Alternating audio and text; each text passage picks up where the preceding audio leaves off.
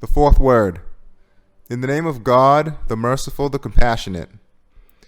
The prescribed prayers are the pillar of religion.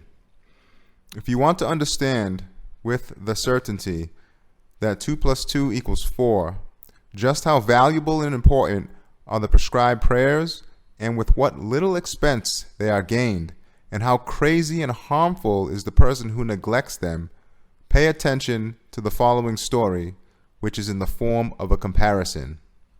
One time, a mighty ruler gave each of 2 of his servants 24 gold pieces and sent them to settle on one of his rich royal farms 2 months' distance away. Use this money for your tickets, he commanded them, and buy whatever is necessary for your house there with it.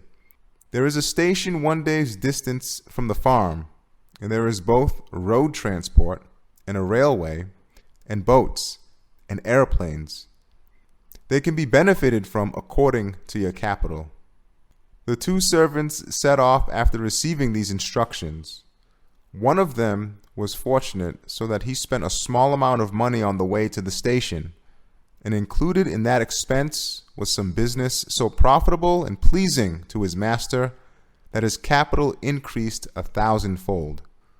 As for the other servant, since he was luckless and a layabout, he spent 23 pieces of gold on the way to the station, wasting it on gambling and amusements.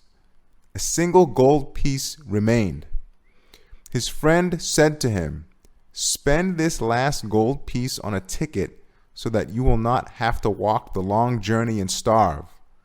Moreover, our master is generous. Perhaps he will take pity on you and forgive you your faults and put you on an airplane as well. Then we shall reach where we are going to live in 1 day. Otherwise, you will be compelled to walk alone and hungry across a desert which takes 2 months to cross." The most unintelligent person can understand how foolish, harmful, and senseless he would be if out of obstinacy he did not spend that single remaining gold piece on a ticket, which is like the key to a treasury, and instead spend it on vice for passing pleasure. Is that not so? O you who do not perform the prescribed prayers, and O my own soul, which does not like to pray. The ruler in the comparison is our sustainer, our creator. Of the 2 traveling servants, one represents the devout who perform their prayers with fervor, and the other the heedless who neglect their prayers. The 24 pieces of gold are life in every 24-hour day, and the royal domain is paradise. As for the station, it is the grave. And the journey is man's passage to the grave, and on to the resurrection and the hereafter. Men cover that long journey to different degrees according to their actions and the strength of their fear of God. Some of the truly devout have crossed 1,000-year distance in a day like lightning, and some have traversed a 50,000-year distance in a day with the speed of imagination. The Qur'an of mighty stature alludes to this truth with 2 of its verses. The ticket in the comparison represents the prescribed prayers. A single hour a day is sufficient for the 5 prayers, together with taking the ablutions.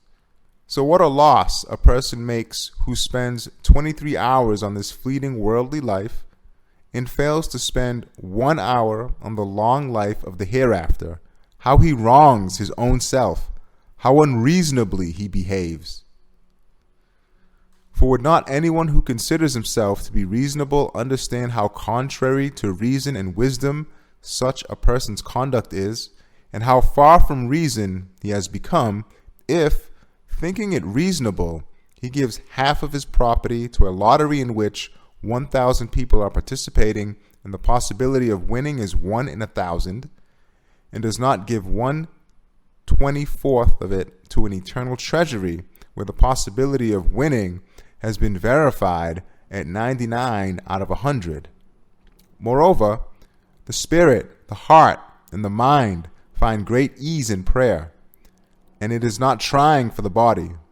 Furthermore, with the right intention, all the other acts of someone who performs the prescribed prayers become like worship. He can make over the whole capital of his life to the hereafter in this way.